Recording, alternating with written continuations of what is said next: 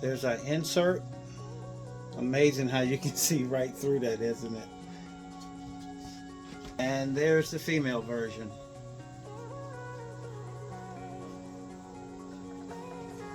Alright, we're going to get it glued in.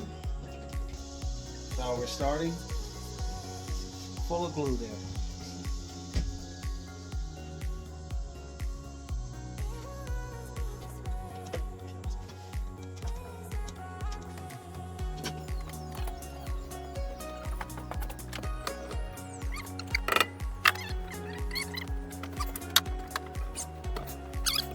The bird is underneath here. A little raised here and one on this other side, but overall I think we're going to have a good inlay. But it's going to take 24 hours before we can take a look to see. So, see you then.